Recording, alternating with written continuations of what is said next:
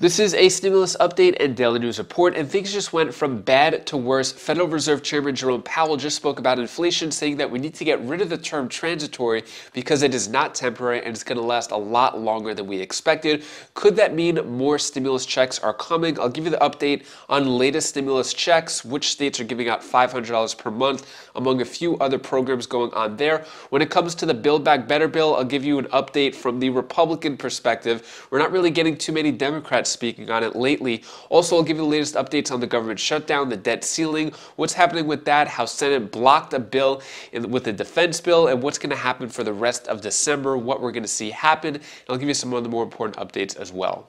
Hope you're having a wonderful Wednesday. If you appreciate the fact-based, fast-paced updates, hit the like button down below. So, Jerome Powell, he is the Federal Reserve Chairman, basically the guy in charge of the money, which is the reserve of the entire country. So, Jerome Powell suggests it's time to stop describing inflation as transitory. Transitory meaning that it's temporary, it's going to come and go. Not the case.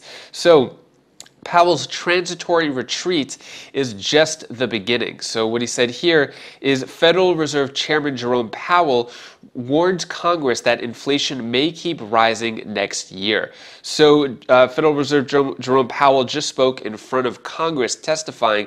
They asked him a bunch of questions. He said that the Omicron variant is a big threat to the economy. So what he said here, the recent rise in COVID-19 cases and emergence of the Omicron variant pose downside risks to employment and economic activity and increased uncertainty for inflation.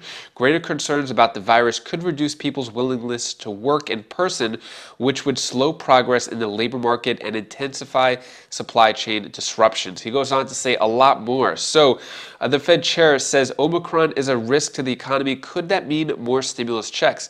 If more people are not working and the economy goes down, numbers go down, could that mean that we're going to have more stimulus checks? We'll have to wait and see. Looks like there are more people calling for stimulus checks, though. So for the $2,000 per month to every American, currently at 2,972,000 signatures. So it is going up. Now, it is only maybe less than 1% of the entire country, right? So it's not really showing much support as it could compared to the 300 million adults that we have in the country. So we'll see what happens with that. When it comes to other stimulus checks, I'll give you a roundup of what's going on. So, stimulus update, these residents will be getting $300 debit cards, RU1.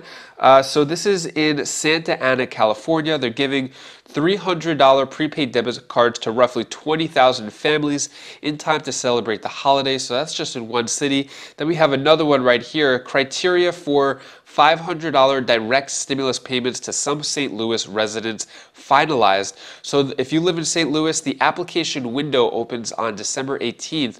Residents can apply on the city's website when the portal opens or through an in-person application process.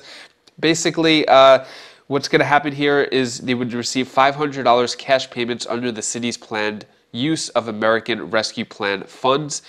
So that would be $500 right there, $500 stimulus check. Also, we have $500 a month without strings, Bay Area's latest guaranteed income program. So this is in South San Francisco. This month sent out the first $500 monthly checks to around 150 low-income families to spend however they see fit. So that's part of the Universal Basic Income Program or the Guaranteed Income Program going on in a few different cities. Also, we have this one, local coalition to give $500 payments to low-income families and fight to reduce child poverty. So this is a local coalition will be providing $500 monthly stipend to 150 families in some San Diego County's most disadvantaged communities. So this is going on in San Diego, California, $500 per month there. Then so that's it for stimulus news and checks. And the Biden administration to redirect rental assistance funds to areas with greater demand. So what it's saying here is the Treasury Department is redirecting rental assistance money from some states and localities that haven't used the bulk of their funds to other facing backlogs of aid requests, according to administration officials. So we haven't gotten an update of how much rental assistance has gone out compared to requests for the rental assistance, but it looks like they're taking pulling rental assistance from areas that haven't been used, bringing it to other areas, and I guess that's going to help out with other people who need rental assistance. When it comes to all the different deadlines that Congress is facing that they have to do before the end of December, including government shutdown, debt ceiling, Build Back Better, here is the latest update of what's going on with that. Well, good morning, Andrew. Leadership from both parties are sounding confident for now that they'll meet their deadlines to fund the government and to raise the debt limit. Now, the first test comes on Friday. The government runs out of money at midnight, and Senate Majority Leader Chuck Schumer said support is building for a stopgap measure that would keep the lights on through early next year. Now, the plan was for the House to vote on that today, but as of last night, there was still no final agreement, and Politico is reporting that GOP opposition to a separate issue, the vaccine mandate, could gum up the works. Now, on the debt limit, our tracker with the Bipartisan Policy Center shows that Treasury has $272 billion left in cash and extraordinary measures. That puts us in the yellow zone of about 2 weeks of money left. But remember that this is a dial. It moves backward when revenues come in and forward as money goes out. And Treasury actually has a little more breathing room than it did at the end of last week, when the estimate was that it had $269 billion left. Now, Secretary Yellen told lawmakers yesterday that one of the reasons she wants Congress to act by December 15th is because that's when a big payment to the Highway Trust Fund comes due. If that goes through, guys, Treasury could end up running out of money before the month is over. Back over to you. So we really think this is the part that I never understand. And I always wonder, and I don't mean to be a total cynic about this. I know you just said we have more money than we thought, but do we always know we were going to have a little bit more money than we thought? Meaning, do you think that there was a little cushion in there? You know, Treasury's incentive is to be conservative, right? They don't want an accidental default to happen by pushing that deadline so far back for Congress that they don't actually meet it or something happens to sort of delay that process. Treasury's already pushed the deadline back one time. Originally, it was December 3rd, the same day the government funding will run out. It would have been Friday. Then they said they have a little more time. So there are some Republicans in particular who are saying actually probably have it to January or even perhaps later than that. The issue is that if there is an accidental default because Congress waits too long, the ramifications are massive, both for the markets as well as for individuals who could see things like Social Security payments be delayed or not come through at all. So that's the reason why Treasury does have that incentive to be conservative. But, you know, as we keep running up against these deadlines, investors in the markets, I think, become a little bit inured to all the warnings that policymakers try to throw their way. So it looks like the U.S. is sort of running out of money, waiting for payments to come in. I think we can all relate being in debt, waiting for the bills to be due, and then somehow coming up with enough money to pay for it. But this is a lot more serious because there's hundreds of millions of lives at risk here. So when it comes to the government shutdown, looks like probably either today or tomorrow they're going to vote on it to extend it until January of 2022. When it comes to the debt ceiling limit, still no answer there. Also, the Senate had a vote yesterday, too. So Democrats' December dread builds after defense stumble. The Senate majority wants to pass bills on social spending, government funding, the debt limit, and Pentagon policy all before Christmas.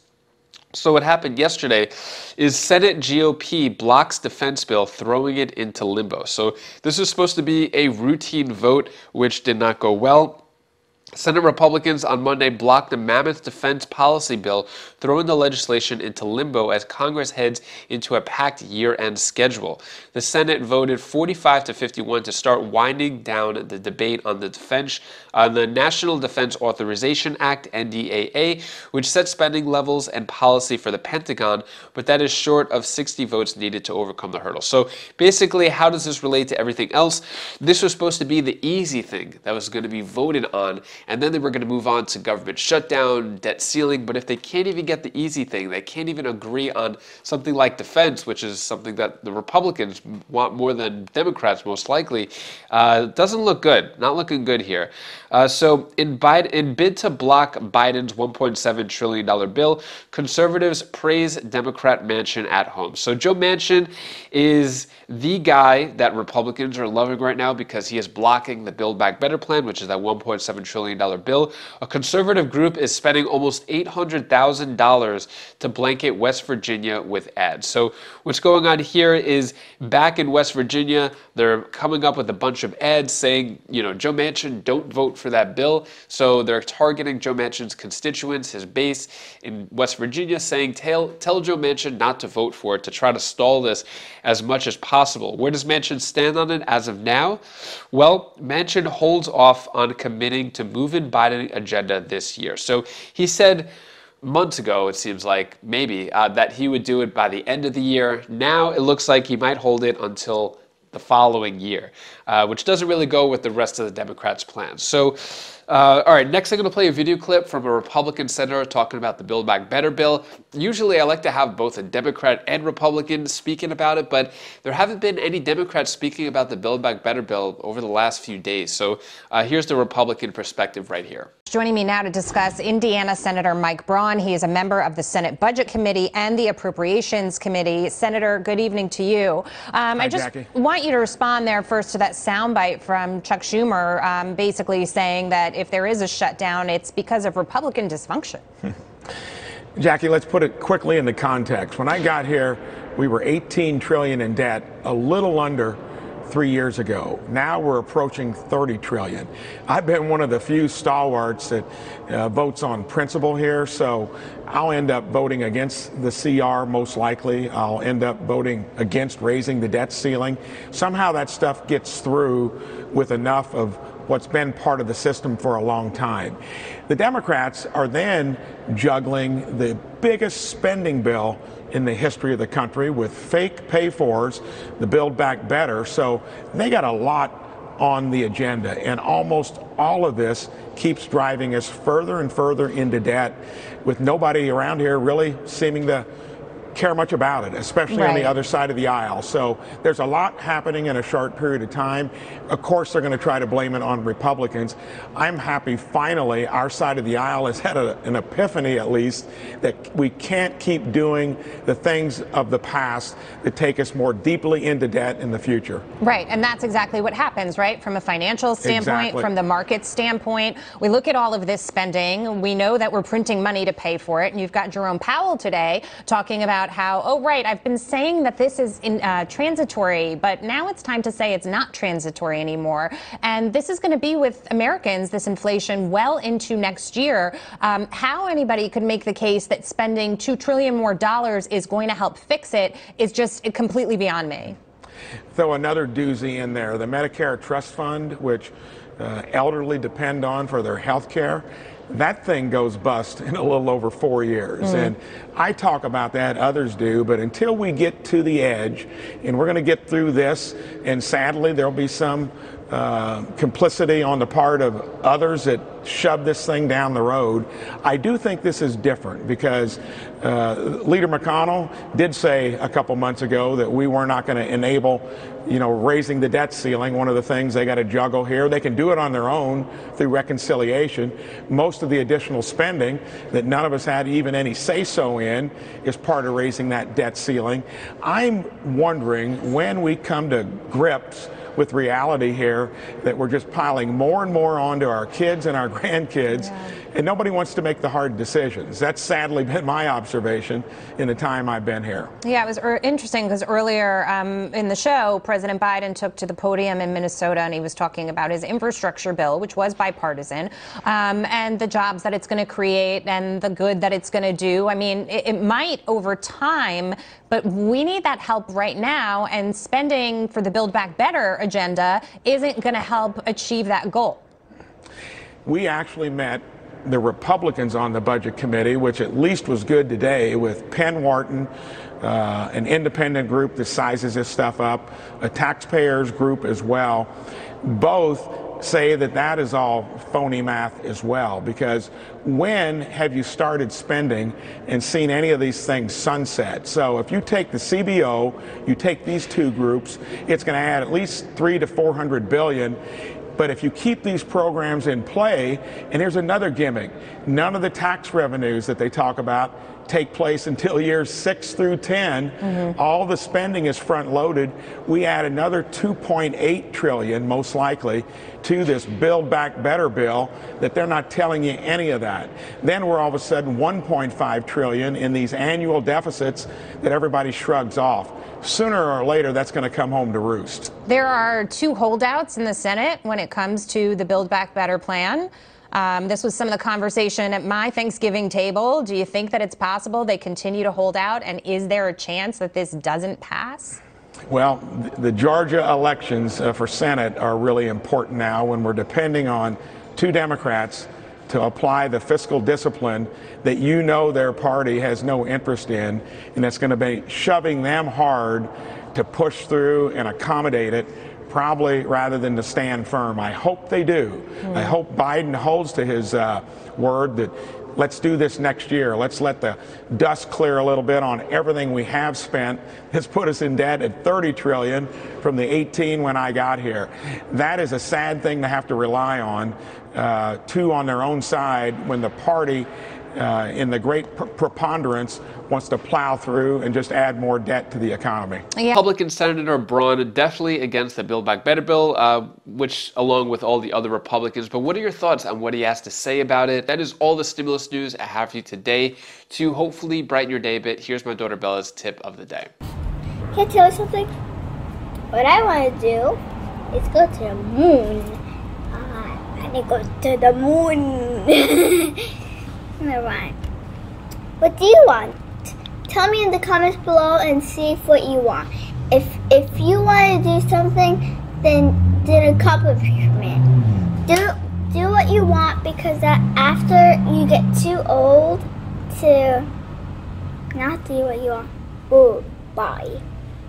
The moon. Bye.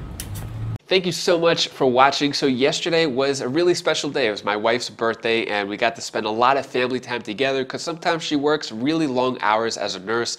At least once a week, she does a 24-hour shift, and she's usually really tired from that. So it was great. We got to have some alone time as a family, and went to the park and did some other stuff. So yeah, it was a really, really nice day. Hopefully you have a great day as well. If you want to check out any of my other videos, you could click up here for my other channels or down here, and I'll see you in the next video. Take care, be safe. Thank you for watching.